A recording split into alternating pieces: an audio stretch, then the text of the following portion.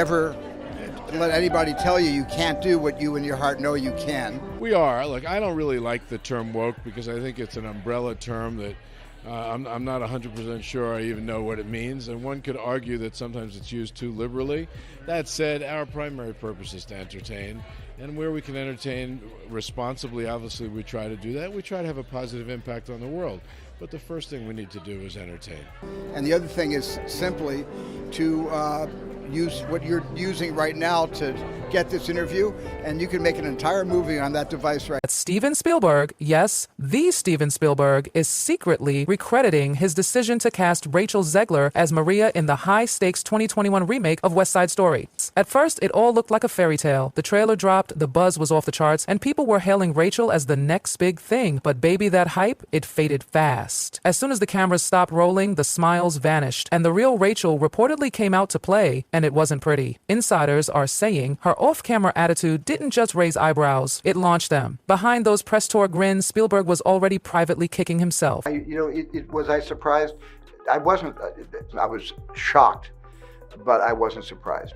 Because if you have peripheral vision, you're going to sense these things out of the corner of your eye. You can't not know that this has been going on rampantly. Say all you have to do to make your wish come true is let it echo, echo, echo, echo. For remaking the movie, they just got rid of the dwarfs. But they have one token dwarf amongst these magical creatures. You actually just went backwards. You actually just erased the dwarfism side of it.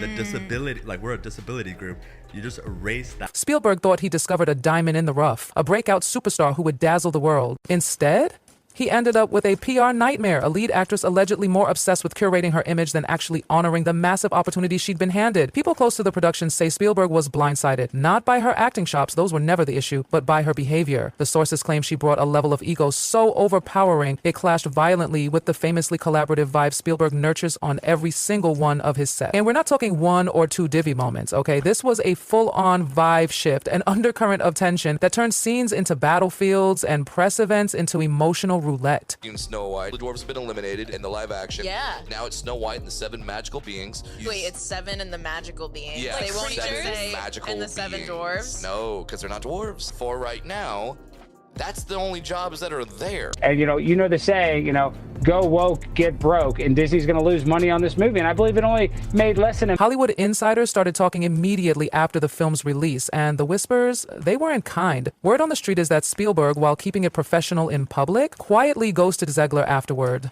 No congratulatory calls, no follow-up mentorship, no invites to his next big project, nothing. It was like he vanished. And in this town, that silence is louder than any headline. But instead of dialing it down, Zegler turned it all the way up. Instead of basking in the moment with humility, she leaned into this energy that people described as smug, aloof, and borderline self-obsessed. And remember, this was a fresh face. Someone brand new, handed one of the most iconic roles in musical theater history. Some sources even go so far as to say Spielberg considers it one of his biggest casting mistakes, and it still bothers him. Yikes. Let's rewind to the beginning of production, because from day one, things were reportedly tense. Zegler showed up on set like she was the one calling the shots. No film credits, no reputation, just pure bravado. And according to insiders, it took less than one scene for crew members to start whispering, "Who does this girl think she is?" You allegedly challenged camera blocking, questioned direction, and even, get this, gave unsolicited notes on how Spielberg should be shooting scenes. Spielberg at first tried to be generous. Maybe she was nervous. Maybe it was inexperience. But it didn't stop. This was her default mode. One source said, and I quote, "It wasn't just confidence, it was delusion. Seasoned crew members were walking on eggshells. Spielberg, a man who's worked with child stars, Oscar winners, and actual divas, was caught completely off guard. Their relationship reportedly soured fast. What began as a warm mentor-student bond turned icy and transactional. No more collaborative brainstorming. No compliments. Just action, cut, and let's wrap." And Zegler, she didn't seem to notice or care. While Spielberg and the team were scrambling to save the shoot, she was reportedly glued to her phone, tweeting vague self-love quotes and cryptic messages about being misunderstood. Meanwhile, the rest of the cast and crew were trying to stay afloat. Spielberg had staked his name on this newcomer. He'd gone out on a limb.